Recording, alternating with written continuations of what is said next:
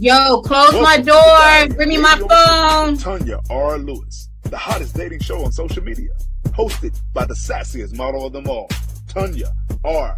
Lewis. Are you 50 and single, dating or waiting to mingle? Be a guest on the Diary of Dating Over 50 with your host, Tanya R. Lewis.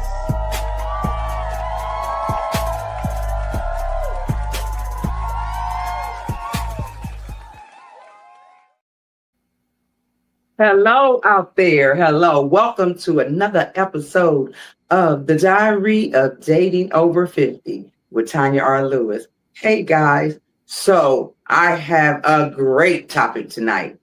The topic is, why am I single? Am I scarred or am I scared? I have 5 amazing people that's going to guide us through this process. We are going to get deep. First, I would like to introduce, and I would like for her to introduce herself because y'all know how I do it. Hazel, take it away.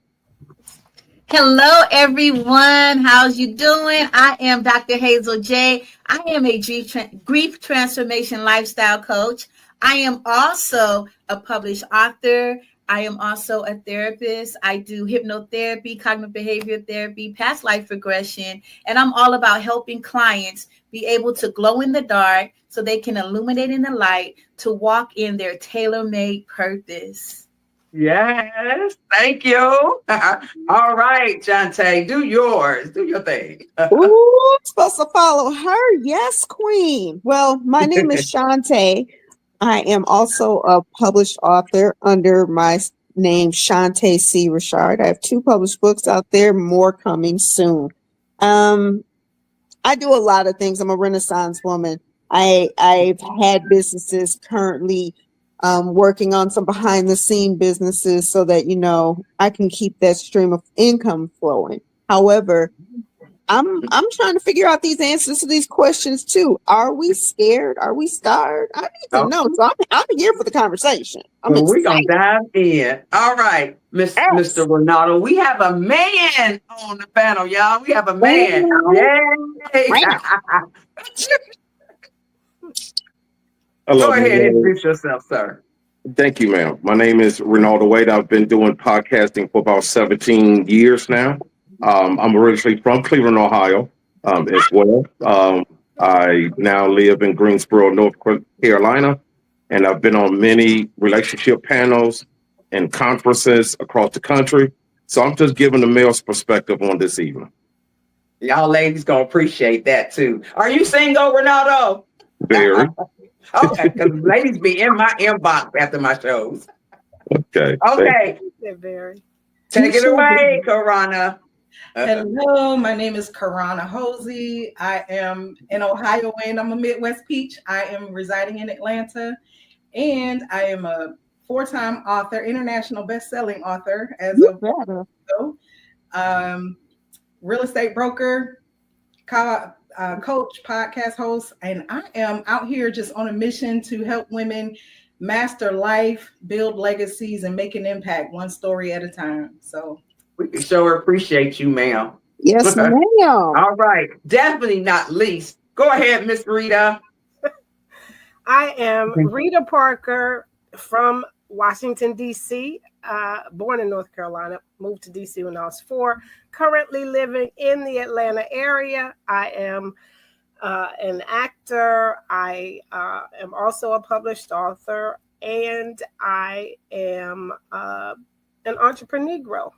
I have my company is RP Confidential LLC, and I help small businesses stay afloat.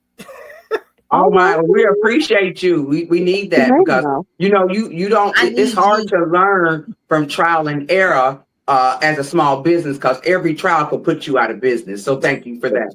So we gonna get right into this, guys. I mean, dead into it.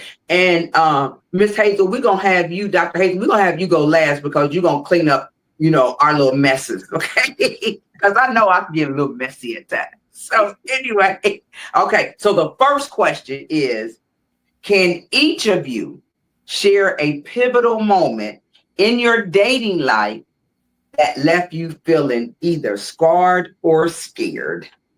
All right. Come on, Renato, go for me. Lady's supposed to go first, but it's okay. This is my show. Yes, ma'am. Okay, man.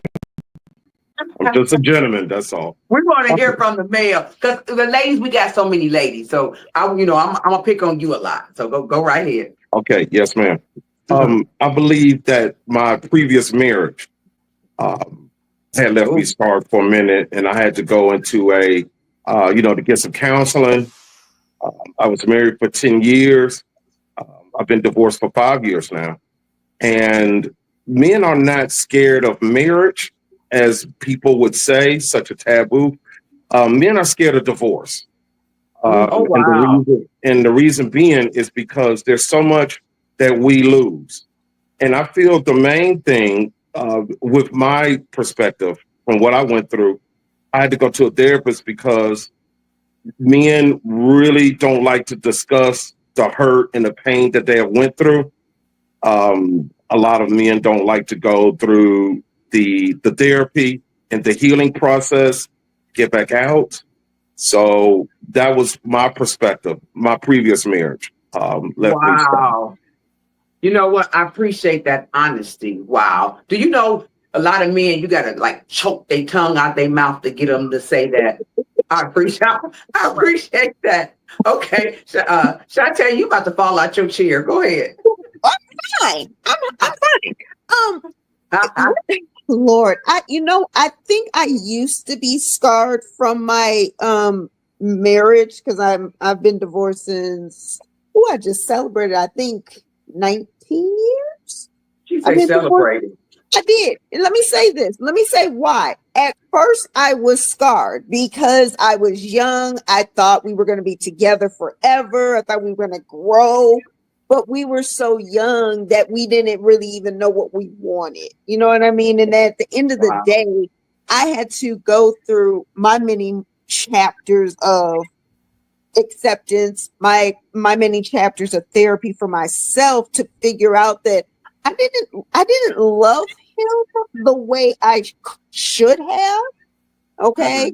Let's be clear. There were a lot of things that I did as a wife that I would never do now. And I had to take accountability for it. You know how the saying goes, your friends will stick up for who didn't cause the separation. Well, here's the thing. It takes two to make something not work anymore. You know what I mean? And so I will never say, oh, it's all his fault. It's my fault. No. We actually had a conversation. I think I was trying to be pleasant. Let's be clear. Now I have some moments. He took me there, but I'm wrapping this up to get to the point. We had moments where I said, you know what? I apologize for the type of wife that I was to you. And I hope you can forgive me for my part of it, my BS. Because I wasn't nice. I'm glad you said that. Yeah, I mean, you have to, first off, if you're going to go into something moving forward, you have to own your stuff. Yes. That's it. If you can tell me, and I appreciate Mr. Ronaldo saying his piece, I don't want to sit in front of someone who's not healed from the stuff that they had going on because I'm not taking it forward. Yes. I just won't. And I'm glad you said that because my first husband, I wasn't in love with him. I didn't want to be with him. I didn't want to have sex with him, but I got a baby by him and then we got married. But when I left him, he was angry with me, but I told him to set you free because it's not fair that I hold on to you. And as soon as I divorced him, his wife, they've been together for almost 30 years now. See, I moved out the way because God had somebody. I told him there's somebody out there love you the way you deserve to be loved because my love ain't no good for you. Yeah, so that's you have to take accountability of your own stuff before someone can even accept you as a person. Because why would I come into a relationship where I can say, oh no, it was an angel, it was perfect, it was him. Yeah, but that's okay. All right, let's go. Miss Rita, come on, baby. Give us some of you. Well, okay, so I was married 18 years and have been divorced now longer than I was married. But And it wasn't all bad. It was just, we just went in different directions. We're still friends today. But the relationship that scarred me was I was engaged, and I was with him for about 5 years. I think I have to admit that I saw the flags waving, but I ignored him because I wanted the man. Yes. We do that often. I wanted to be with that man, even though he showed me who he was. Yes. I thought I Wow. could fix him. I'm a fixer. I think I can fix him. Mm. And I am not a fixer. I have to fix Okay. me. I can't fix him. I can fix me. Right. So, and he wouldn't let me break up with him. When I wanted to end the relationship, he was verbally abusive, not physically, but verbally abusive. And I have been physically abused in the past. So I was already scarred, but his verbal abuse scarred me even more. And I tried to leave, and he threatened me if I left. So I had to detach myself to the point where he wanted to leave me. Wow. And once he did, I was relieved. But yeah, so I was understand that. scarred. Scarred to death. Well, everybody know I went through I moved all the way to Tennessee and got engaged, and then 2 months before the wedding. So definitely scarred. Understand that. Karana, give us some insight, babe. Ooh-wee. I'm I ready to fight over here. Sure. I can say that I was scarred and scared. My longest relationship abruptly ended when he died in his sleep. Oh wow! Wow! And oh my God! What do you do with that? Yeah. Wow! And then I married a childhood friend, and he died. Wow. What am I What do supposed you to do with that? Yeah, that's So yeah, that's a very real thing to me. Any man who exhibits unhealthy behaviors, like, yeah. Did they die because, I mean, what was the relationships like? Were they toxic? Were they relationships that you shouldn't have been in? The first one, the longest relationship, it was about 21 years. That man loved my dirty draws. He loved me the way that I deserved to be loved. Drank the bath water too. Huh? He was my biggest cheerleader, my biggest supporter, my closest friend. We did everything together. I don't think that I loved him the way he deserved. I was young. I wasn't as mature as that relationship needed. He did not have children, helped me raise not only my 4, but I adopted my cousin out of foster care, and this man pulled up at court like, yo, this is my child now too. So, you know, he held me down for all those years.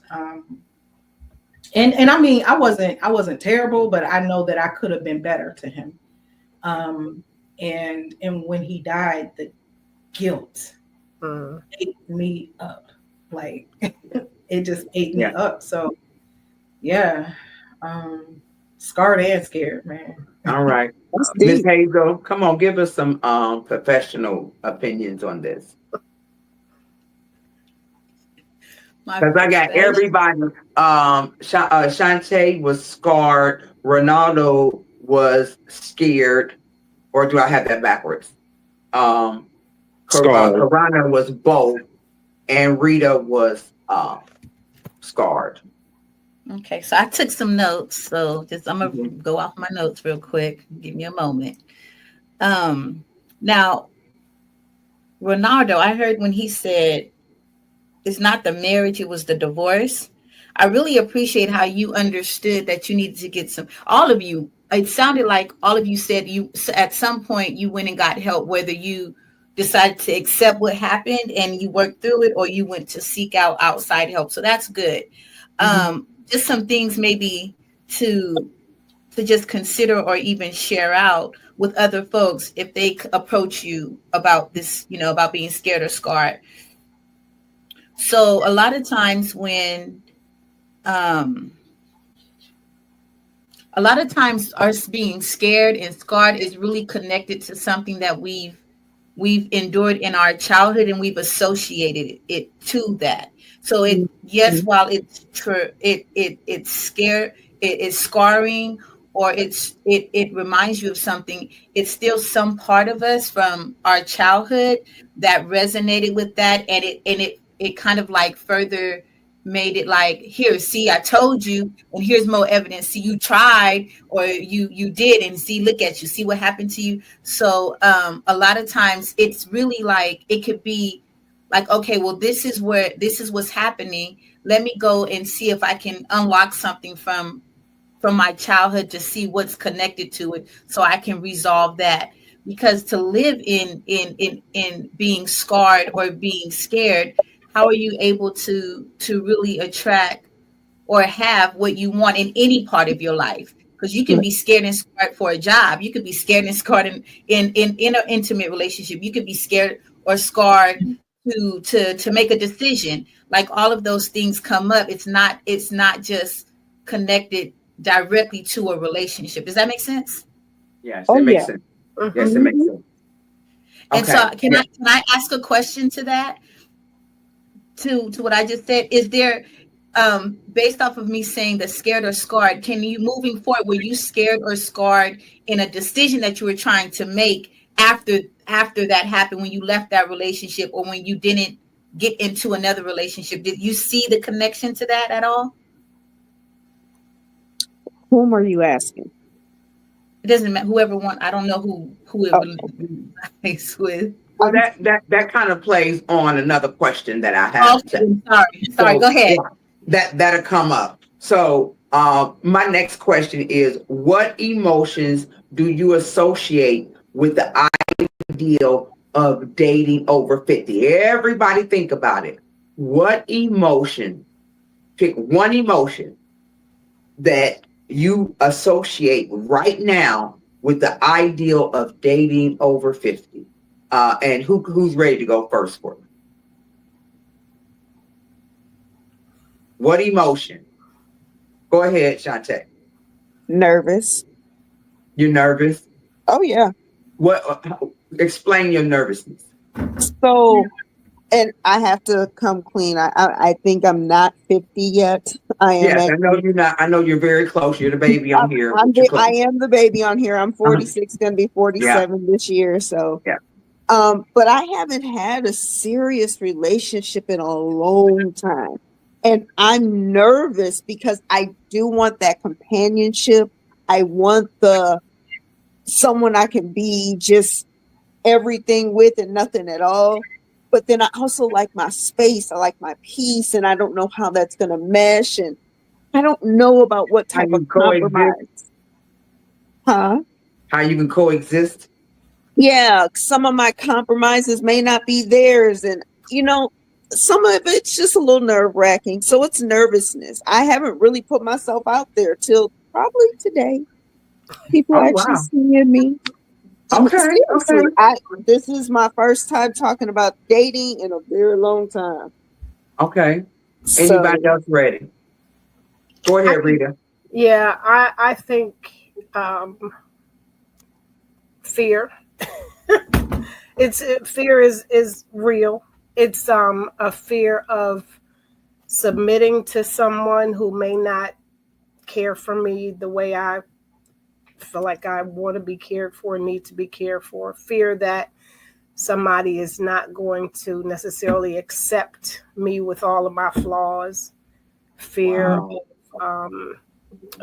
of my age and trying to go into, as we age, we get kind of settled in. If we're single, we get settled into our own little routine, and fear of bringing somebody into that space, because I have my space that I'm accustomed to. Do I really want to share it? Or would I be content to, us have separate spaces? and try that. Yeah. I could be the wife that has my own house and he has his own house, and we Yeah, come like Cheryl promise Lee you. Ralph. Yes, I promise you. That is what I said too. I'm like, You know look, what? we can look. When I was on the panel of dating in Atlanta, a lot of guys felt that way. They felt that way, not giving up their space, you know, and at our age. But I don't want to die alone, but I do like my space. I mean, how about, can we have a townhouse? No, matter of fact, can we have a duplex, right? We both have one side, but then when we want to spend the weekend with each other, we'll go ahead and Airbnb the other side out. Let's make this work. Let's talk about this, honey. If it don't It's all make about money, it don't having make an sense. understanding. It's all about having an understanding. Yes. Karana, go. What is your emotion? Excitement. Okay. I am. What's your emotion? Go on and give it to us. Yes, I'm excited. I'm so open and ready for all the things. I am in love with love. You sound like me. Yes, I absolutely believe in it. I've never been scarred to the point of bitterness. Like, I have this buoyancy, this resilience when it comes to love. I've never, ever, ever given up on love. I don't care what I've gone through. I always believe in love, and I am so open to new experiences. Now I am, content in my space, but I'm open to that. You're gonna share that beautiful wall right there. You're gonna come in there and you're gonna be laying on your couch with his shoes on. And this is my dedicated home office. We will, and I'm an empty nester, but we will buy a house big enough that he can have his man cave and I can have my K cave. Yes, I believe in that too. Yeah. I do. Renato, come on, what is your emotion? I love all of the answers that the queens have gave. It's refreshing to hear, someone said that they're excited. Yes. I'm more hesitant to do it. Ooh, that's a good one. And that's speaking from a male's perspective. And the reason being is because we have more years behind us instead of ahead of us. Yeah. So as the man is willing to give stability, we want the companionship. We read the scriptures that a man should not live alone. I'm hesitant, and I'm hesitant because after my divorce, I worked very hard to excel. That's what men do. We take that energy and we put it back into our livelihood, our work. And now that I have built on that, and I'm doing even better now than I was when I was married, I'm quite hesitant because I don't want to waste the time. I don't, I'm tired of the staying, the dating game is, the pool, somebody, threw dirt in it for some odd reason because it's, we're hesitant to meet the person who may look good. But then when you start dating, the red flags show a lot quicker because you're older, you have more wisdom.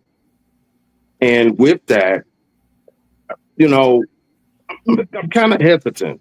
I want to do it. I'm excited to be back single again and being out in the field. But once again, the hesitation. And that women don't like hesitation because women want, hey, just give me the straight answer. What we're going to do, how we're going to move forward. But a man wants to do that as well. But as we build up emotionally our intelligence, we don't want to go back into it and then be scarred again, like reopening that wound. So that's my perspective there. Okay. So, Hazel, your question is a little different. Can you shed some light on how these people, in a quick synopsis, I know you probably need more time, but just in a quick synopsis, how can we, now me, Karana and I, we are in love with love. We ready right now. Okay, I'm ready right now. I'm ready for a relationship. Come on in. Let's do this. Okay. But I mean, there's probably a little fear out there. But how do we get through this? How do we get through? How do we overcome this? So I was taking some notes. So I'm just going to read what I put to keep it short and sweet for you.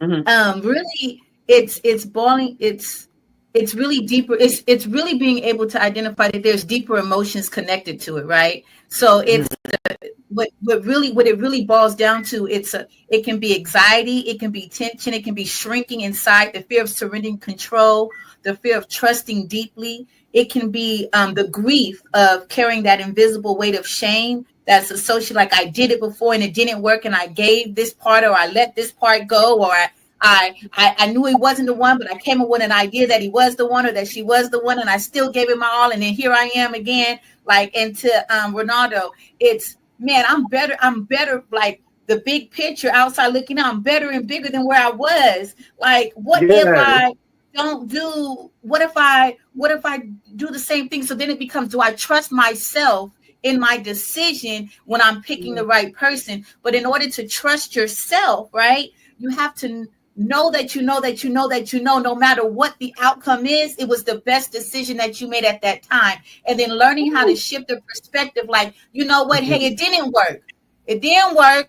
It didn't work for you. It didn't work for me. Well, let me find some beauty that did come out of it, because actually, regardless of whatever happened, right, how ugly it was, how traumatic it was, the reality is when you begin to heal and you get, or you are healed in that space, you find an appreciation for it. And that appreciation allows you to say, you know what, I wouldn't be as amazing and awesome as I am had I not went through that experience. Does that make sense? I wouldn't have what I have right now if I didn't go through that experience. So really, I ain't mad. I understand. I love that. This happened to me, honestly. It didn't feel good when I went through it. It didn't feel good trying to rebuild, but I'm grateful. I'm so grateful. Yes. Well, let's stop right there. That's that. You did that. You know what? You helped me right now. Yeah. You know what I'm saying? You help me right now, because those are our decisions. It's the best decision for us right now. So now we're going to lighten it up a little bit. Okay. So now I want to know the answer to your preference. One, your preference back then, and do that preference matter right now? And I'm going to go first. Because my preference is I don't do short men. And there have been men that told me, you going to miss out on your husband because you won't do nobody the same height as you. And I said, you're probably right. I probably done missed out on him already. Yeah. So that's how I just did an example for you all. So Ronaldo, go for me. Give me a preference that you had back then, before you got into your 50s or over, in your 30s and 40s. It had to be, she had to be slim, she had to have a flat stomach, she had to be sassy, you know. And then now, do that matter? Well, my preference wasn't skinny so much. She had to be thick. I like my lady thick. So even back then and even now, it's been like that all my life. So it's something about the skinny. Ronaldo like them thicker than a Snicker. I told you. Wait a minute. He would have loved me 3 years ago when I was round and abound. Okay. Okay. Come on, Karana. What was your stuff back then, and what is it now? I am a consistent creature of habit. I love me a black man. Oh, chocolate. I love chocolate. And let me tell you something. Pecs is my kryptonite. Who? Pecs, a man with muscles. So you ain't gonna take a man that right now that don't have no pec, no muscles. That wait a minute, listen. He can be an amazing man, and you won't even talk to him. Yeah. But you asked about preference, and I didn't say I won't. But that's okay. But now that's not so important. A chocolate man with pecs is gonna turn my head every time. But that's not so important today. Is that what you're saying? It still is, because if a man doesn't take care of himself, if he's sloppy, mind you, I done buried too. Mm. So Mm. I'm looking at how you take care of yourself. Okay. Okay. So it's Miss Rita. Okay, Miss so Rita, what was your kryptonite, as Karana said, and do you have to have it today? So my kryptonite was, or my preference was the 3 B's: big, black, and bald. Mm. That was always that was what caught my attention immediately, was big, black, and bald. And I still that's probably who would attract me, right? But I don't have that. I like a man with a little fluff. I like Okay. I want something to hold on to. Yes, ma'am.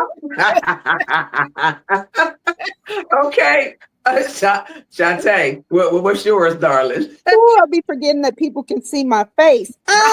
Yes. You're all over social media. Oh, honey, please. That ain't nothing new. Shoot. I back in the day, I'm sorry, I loved them all.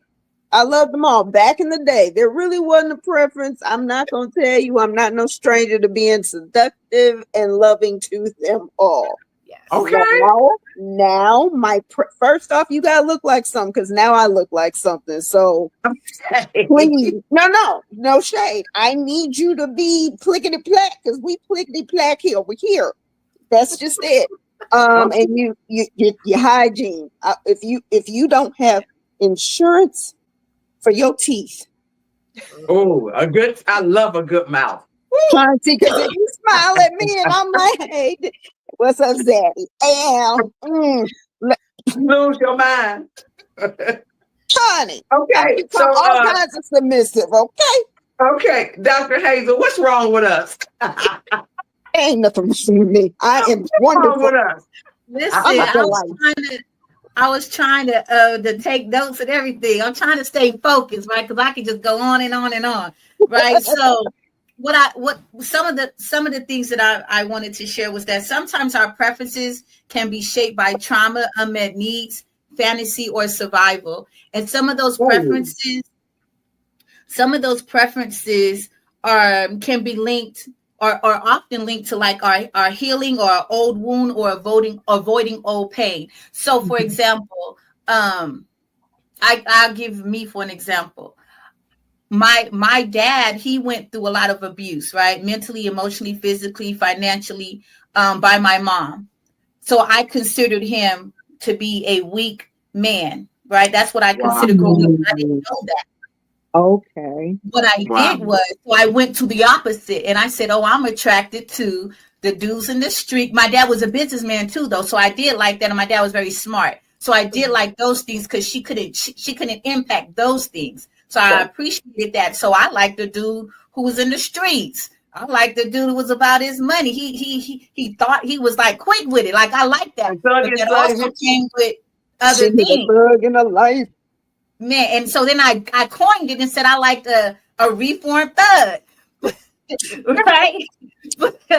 But when I started really looking at it, right, it was because it was that picture that I created for me that I said was my preference was really linked to the abuse that I saw my dad endure and how I perceived him, if that makes sense.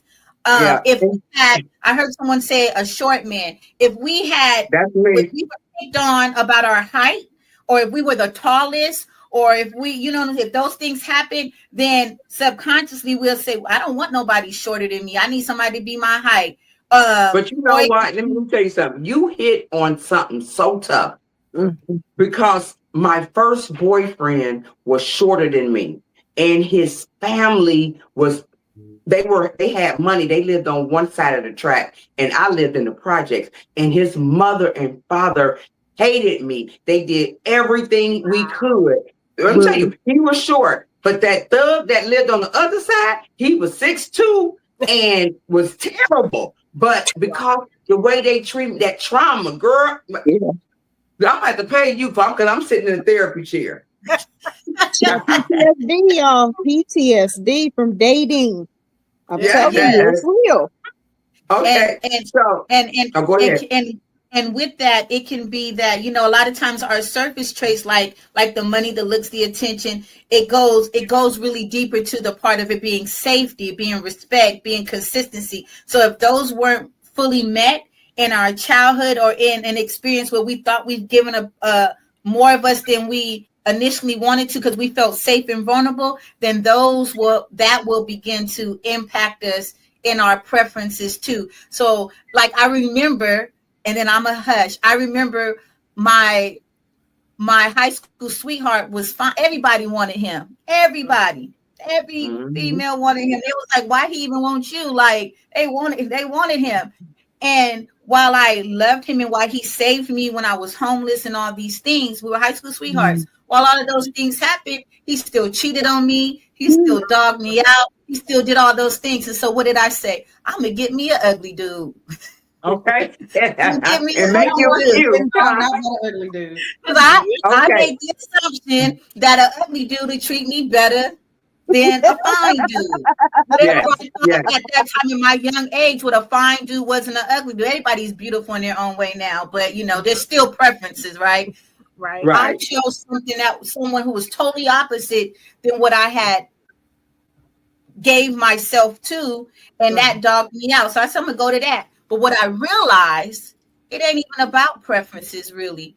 What it is about energy. You attract what's in you. If it's open or if it's healed, that's what you're attracting. So if you don't like that's what's coming to you, then that's a clear indicator that very thing that you don't like, that's something within yourself that's unmet, unhealed, that you got to start working through so you can attract something different because it's energy.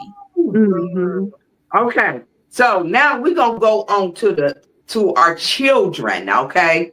How do our children affect our confidence in dating, or do they give us good confidence in dating, or do they hang on to that last relationship and they just don't want nothing to do with anybody that you seeing because they know it ain't gonna last? Yeah. Boy, am I getting deep? Let's talk about the babies. Rita, go, because you about to fall out your chair. What your babies think? It's fun. They like, Mom, find you a man. That's what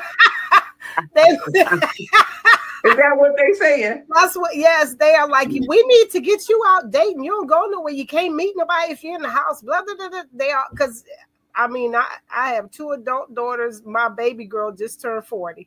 And my grandkids, my youngest grandchild is 14. I got 6 grandkids. Wow. So I don't have it. There are no babies.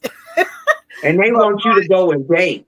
They're ready for me to get out there. And I'm telling them, you know, I'm not in a hurry because I've got them. You know, we do stuff together as a family. But yeah, they try to entertain you. They try to get me out. Ronaldo, you looking serious? Is that a serious? Is that a serious question? He just answer the question for me. How your babies feel? No, I mean, the reason why is because I'm listening very intensely to what y'all saying, and I'm trying to, digest this and, get it out there. I have 2 sons, 32 and 30. The older one is a doctor. The youngest is an engineer. Tell me how with your girl. So over here. So my youngest, my younger son, he is like, Dad, you need to get back out there. You have achieved a lot.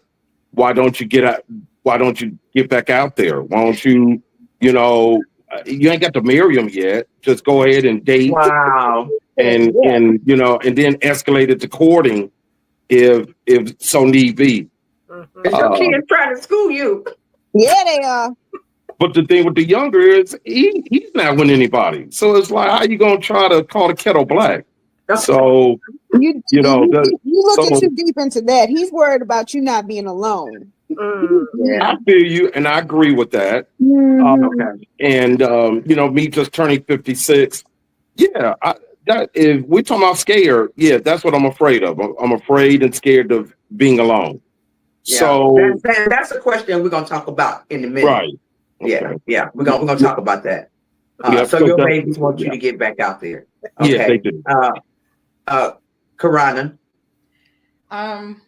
So I have a daughter, but I also have 3 sons. I'm more of Right, because you adopted some kids. Your nieces and so nephews. total 5. So Okay. really 2 girls and 3 boys. But the boys, that's not even something they entertain. It's like my daughter just always wants mommy to be happy. And of course my sons want me to be happy, but they're not pushing me to get out there or nothing. Like I'm blessed that my sons I was very intentional raising them. And I used to say when they were toddlers, like, I want to raise husbands, not baby daddies. Look out now. I have daughters-in-law that love me. Wow. That love me. And my daughter has been married 13 years. No, 2011, 14 years. And I have an amazing son-in-law. So my daughters-in-law love me. My son-in-law loves me. So my children, they want me to be happy, but it's not a conversation that especially the boys are trying to even hear. We don't talk about it. I'm chilling. They just watch for my cues. And if mommy's smiling, they good. If mommy's not smiling, they come in to find out. Okay. All right. My son, the only guy that he really liked, it was my ex that I was going to marry. And he was really sad about it. He was like, Mom, it's the only one of your guys I really like. So he was saddened by that. And it's just, we just, our children just want the best for us. But Shantae, how your babies feel? So I got nieces and nephews. And I got, older mentees that become like auntie's babies. My comedic name is Auntie Tay. So, everybody my little babies to me. They're like, so what you doing? I'm like, what you doing? I'm trying to make money, do what I need to do and be okay. And, for a while I was nervous. I got scared. And I said, when I get situated, for me, I need to be stable for myself before I can even introduce anybody into my world. Because if I don't have any money in my pocket, I'm not attracting people with money in their pockets. I need to be a vibrant light of energy. And I wasn't ready. You already are, honey. Oh, blessings. Yes. Thank you. You already are. But in all seriousness, for me to attract what I want and who I am and what I need, I have to be focused and intentional. So that's why I feel like it's time. Okay. All right. So, Dr. Hazel, give us the secret so we can go on and find somebody. Tell our kids we're gonna bring home and bring somebody home to our children. Tell us they're around the corner. Well, so actually, I was looking at it from a different perspective, really. But so the first piece of how I was looking at it is like really when we're hesitant and kids see the hurt and the pain and the trauma we went through, and we didn't tell them, we didn't allow them to express their feelings because they go through a sense of grieving too in this, right? Theirs may be silent or they may act out or they may not, but something is going on with them too, right? And if kids are not, whether they're adult kids or not, they will process it in their own way, right? And it'll come off as I'm protecting my mom or I'm protecting my dad. Well, it's doing really 2 things. One, it's the parent can become feeling guilty, like, wait a minute, it's not time. I got to wait till my kids get older. Oh, I'm just not going to bring anyone else because I don't know if he's going to stay around. Or it can be that the kids now mirror the same behavior subconsciously and don't even know. And they end up dealing with their parents' unresolved hesitation or their unresolved feelings of being scared or scarred. Impacts their relationships moving forward, and they end up somehow mirroring the similar behaviors, if that makes sense. Does that make sense? Absolutely. So Absolutely. before you even get into having a relationship with anyone, have the conversation with your children, whether they're young or adults, and say, hey, you know what I went through wasn't good, and what you experienced as I went through what I went through wasn't good for you either. But guess what? I'm great where I am now. It's okay. And when it's time for me to move on, or time for me to have someone, I will. So don't worry. I'm not going to die alone. I'm not going to be in your business. I'm not going to try to have you be my friend. I don't know about that. No, it's okay. Don't do those things in that way. It's okay. Mama is good. Dad is good. Like, I'm good. Thank you for your care. Right. Right. The other piece to that is I heard someone say, money. We come up with these, they're facades. We make up excuses. They're excuses. We make up excuses on why we're not moving forward. Oh, I need more of this. Oh, I got to get my body in order. I got to get my money right. I got to get. You're going to be got to getting. When you going to stop trying to get and just let it be? If you really want a relationship, you stepping on our toes, man. You stepping on our toes. If you really want a relationship, then that what they say, where you spend your time at is what you get. So if you ain't spending your time in working on your own personal relationship, money doesn't enhance your relationship with yourself. It doesn't. God is going to give us everything that we need, and what we want, we can ascertain that too. But if we're missing a link to it, maybe in our wealth, the tangible of wealth, maybe that is going to become because we have our helpmate, and maybe he's the one. I get to be his helpmate, and he's positioned, or we're positioning together to ascertain that big picture that we want. Maybe, I don't know, right? But if we keep what we're doing ain't working. So if I've been saying I want a relationship for the last 10 years, and I'm like, hey, I'm trying to get my money, I'm trying to get this by, I gotta get this, I gotta get this. If I keep saying that and I still ain't got what I keep saying I want, do I really want it? Do I want it because somebody said I have to have it because I'm getting up in age, or do I really want it? And then what is my value? Like, what has more value? What weighs more to me right now? And being completely honest with myself. Like, even I heard somebody say about your own space, right? And I was thinking about that too, because I really want to be, this is what I said, I really want to be married. And I love the idea of being in love. My sister says, oh, you love the idea of being in love. I do. Now, I had to really check myself the other day, though. I said, but wait a minute. I've been sleeping in my own bed by myself for almost 14 years. Do I really want to? I get frustrated with my 2 boys. Like, do I really want that? Is it possible to where we can have our room? We can have our room together, yes, and then he can have his space. I can have my space, and we got to understand it. Yeah. Okay. So let me go to the next question. That's a good one. Do you really want a man? Do you really want one? Yeah. So the next question, this is our last round. The next question is, are you scared of living? Because a lot of us, besides Shantae, the baby, we don't have a whole lot of years left in front of us. We got more behind us. And death scared me. I don't know about nobody else, because I want to live forever. I want to see my grandchildren, my great. And I know that ain't possible. However, I try to live my life out loud. Okay. But is anybody worried about being alone for the rest of their life? I want you to express and tell me how you feel about that. Rita, I'm going to start with you. Tell me, how do you feel being alone for the rest of your life? It is it's a scary thought. But I have to accept the fact that if God don't send me a man, I ain't gonna have another one. Because we have to acceptance is the key. But how do you feel right now in that? Right now, I would like to be in a loving relationship.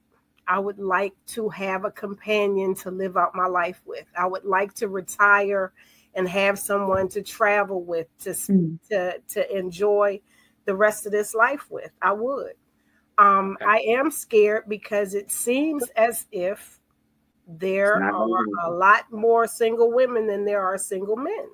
Yes. And I am not interested in sharing. So Okay. So yeah, it is a scary thought. It's scary. It's scary, and So- I think I'm the oldest one on this panel. So I'm yeah. So, Karana. I do not feel fear in this space. I am single by choice. I used to say I had a roster, and everybody had their role, and so I could just deal with who I wanted to deal with on what level I wanted to deal with them. Mm-hmm. Then it just got to the point where I was just like, I just want to chill. I just want to really lock in on my goals.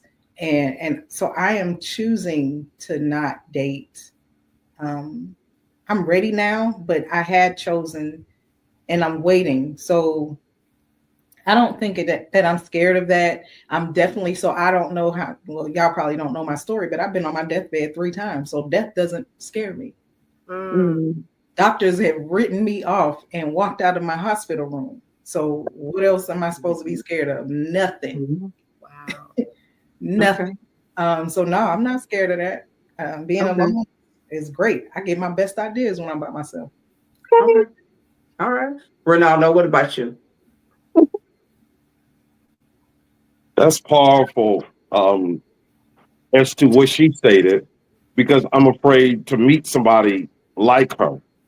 Why are you afraid to meet somebody like Karana? No. She's a sweet person. I really, when you talk about what men want to do, because you're speaking with a different, gender. Men, we don't want to be number 2, number 3. And isn't that something? Because when you look at the double standard, they have number 2s and number 3s. I love the fact that she was, transparent with it.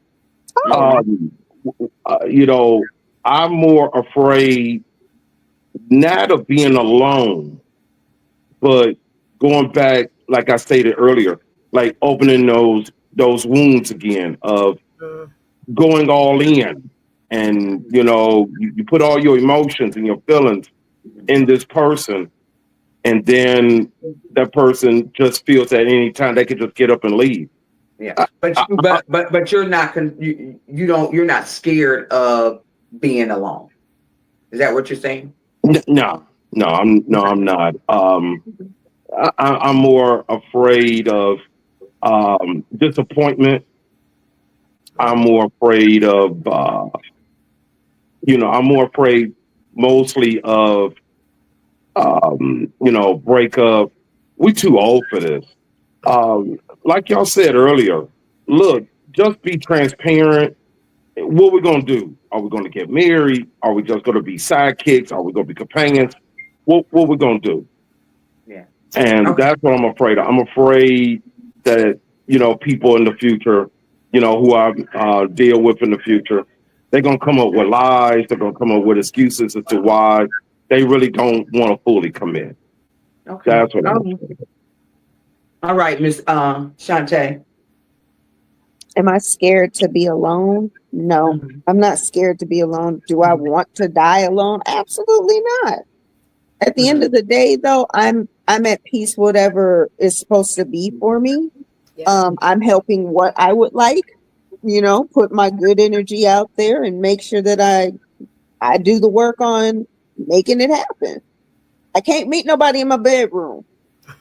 I cannot meet anybody in this house because I don't let people in. So it's time to get outside. Just do what needs to be done. But as of right now, stop trying to make all that money. Not never. That's what Dr. Hazel said. Dr. Hazel said, try to make sure don't that make that an excuse. I'm good. Right. I still need to take care of me. I do not need a Captain Save-A-Ho. Okay. I don't. Y'all, that's I our live wire right there, baby. Hey, I want to be on an equal playing field with my next mate. Period. Yeah. They don't Male like that preferred. either. They don't like that either. They're gonna call you masculine. Oh well. I was at a place tonight where they talked about masculine energy and women roles and men roles. What happened to you? Just allow me to trust you. You guide me, and I'm gonna be submissive as you want. If I could trust you, you gonna get all of this. And I ain't Some just men talking don't about sex. understand that. Some men do not understand that. No, they they don't don't. believe it when So- we say it. Because they say, and I'm sorry, sir, for what I'm about to say, but we are not all the same. Just because Kiki and them said she didn't like it, don't mean Shantae over here knows how to act and handle it. At the end of the day, if you and I don't mesh at this good season age that I am, I'm going to wish you well in your ministry and walk away because I need to be good with that. Okay, Miss Hazel, break all this down for me, honey. Break it down. She's gonna tear into me. I don't want to. And you know what? And break down the fear of being alone, because this is the diary of dating over 50. And people over 50, we are scared of living alone, but we also scared of getting in relationships. So, So, I heard a lot. So one of the things, oh my gosh, it was just so much. It was something that she just said, and I was like, oh my gosh. Oh, well, no, you said the roles. Let me just say the roles real quick. So I think that masculine energy, like I really believe in, now this is my bias, I really believe in women being women and men being men. I've had to be, I've had to do it all because it's really just been me in that way, right? But I'm definitely not the masculine female type. I'm not. I would prefer to be home, cook, chill, work, and support and do things and do my business. I don't want to do all that extra stuff. I do that because I have to, not because I choose to, not because I want to. I don't know why I do that. And I think if dudes understood their role, like you are a provider, you're a protector, you're supposed to pray over us, you're supposed to make us feel, we're supposed to feel so safe with you that we can be vulnerable, but vice versa. Women have to allow their men to be vulnerable with them too.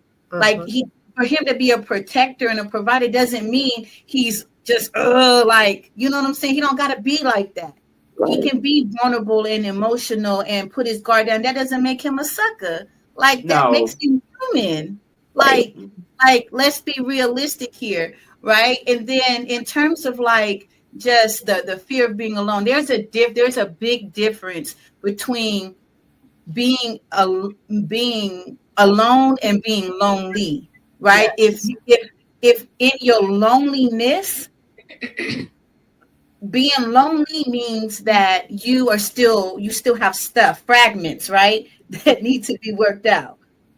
You still have healing to do, and healing is a journey, so it's never going to just, oh, I've arrived. It's not an I arrived thing. It's an ongoing thing. Right. It's ongoing. There's levels, and I'm learning this. There's levels to healing. There's levels to trust. There's levels to love. There's levels to vulnerability. There's levels to it. And as you begin to grow and glow from the inside out, you begin to unlock.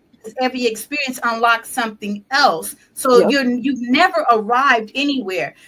In terms of being choosing to be alone, is your choice really embedded? Is that really what you're choosing, or you've just conditioned yourself to accept it? It's a difference. Unless God told you that you are destined to be physically alone, right? You're not meant to be alone. but we accept things as because we're just like, well, you know what? It's kind of like we when we scapegoat God. Well, if He wanted us to have it, then we would have had it. If He didn't want us to go through it, then He wouldn't have put us on it. But that's not really true. It's true to a certain extent, right? But the reality is, there's still stuff you got to do. So if God has a man or a woman out there for you, how are you going to see him or her if you're still holding on to the baggage, if you're still holding on to those beliefs that, well, they might take from me, or I might get hurt again, or I might not, that's when it comes back to understanding that nobody in this world has the power, right? Unless you say that God got the power to take from you what is yours. You have to, and if you close it, if it's closed, somebody said that if I'm in my house, then how am I going to go? How am I going to meet? Nobody's coming inside my house, especially if I'm not opening up the door. But how can somebody come into your heart if your heart is closed? How can somebody come? Yeah. How can somebody court you or be interested in you if you're looking at it from a face value? Oh, you're not tall enough. You're not small enough. You're not this. Because honestly, the way this world going, you can get all that stuff fixed with money.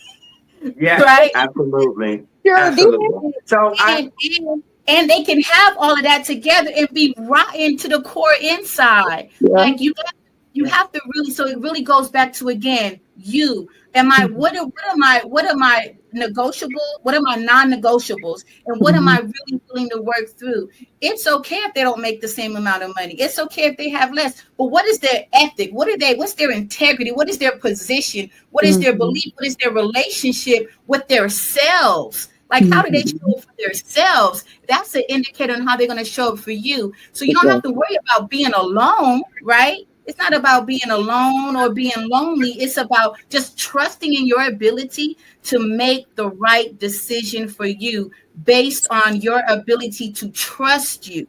Trust yourself. I have to trust me to know that no matter right, wrong, or indifferent, that experience is going to yield me another opportunity to get to my next level and whatever that looks like. Does that make sense? That makes sense. And I appreciate you going through that. Hazel, I'm gonna have to bring you back. I'm doing 2 young ladies that lost their mother at young ages for Mother's Day. So hopefully we can work into the schedule that you can come back. But we are at the closing thoughts because baby, y'all gave it up today. Y'all gave it up. Today we've explored the complex emotions surrounding dating after 50. Fear, past scars, and the realities of being single. Each of you shared powerful insight that really highlight how our experience shape our perception. As we conclude, I encourage each of you to reflect on what you've learned about yourself today, what fears you can confront, and what scars are you ready to heal from. For our listeners, remember that being single is not a reflection of your worth. Embrace this time as an opportunity for growth and self-discovery. As we move forward, let's carry the lesson from today into our dating lives, whether it's facing fears or understanding past scars. Each step is valuable. Thank you all for the honesty and vulnerability. Let's continue to support each other in navigating this journey of love and connection, no matter of our age. We love to hear your thoughts today on this podcast right here. Dr. Hazel dropped some jewels for us to be able to go back and look at and take some questions. Take some questions to the puzzle. So, after I always read this, y'all, because I am an advocate for sex trafficking. As we wrap up this episode, The Diary of Dating Over 50, we want to take a moment to highlight an important upcoming event. On June 28th, we'll be sponsoring a gala in Cleveland, Ohio, to raise awareness against human trafficking, particularly focusing on the safety of our children. This event will take place at Club Jazzy's, and we're excited to bring together our community for such a vital cause. A heartfelt thank you to all of the keynote speakers who will be sharing their insight and experience. Your voices are crucial in this fight, and we appreciate your commitment to make a difference. And to cap off the evening, we'll be having an old school dance, creating a beautiful atmosphere of joy and connection of all our attendees. It is a chance to celebrate our community while supporting an essential cause. We encourage everyone to join us for this meaningful event. Together, we can make a difference in the lives of our children and raise awareness about this crucial issue. Thank you for listening today, and we hope to see you there. Until next time, keep spreading love and support in your community. This has been another episode of the Diary of Dating Over 50. Stay engaged and take care. This is Tanya R. Lewis with the Diary of Dating Over 50. Until next time. Our next show will be Tracy D. Taylor. She's a model that went abroad and then came back to the States and found her husband, or her husband found her. He jumped in her DM, but she already knew him. They went to high school together. Then for Mother's Day, we're going to have two ladies that lost their mothers at a very young age. And hopefully Dr. Hazel can be there with us to help support these women, because it's probably going to be a tearjerker. I'm probably not going to wear no false eyelashes that day because they're probably going to fall off, because I know I lost my mom too. So until we meet again, thank you for joining the Diary of Dating Over 50. See you the next time. Thank you, Charlie. The hottest dating show on social media, hosted by the sassiest model of them all, Tanya R. Lewis. Are you 50 and single, dating or waiting to mingle? Be a guest on the Diary of Dating Over 50 with your host, Tanya R. Lewis.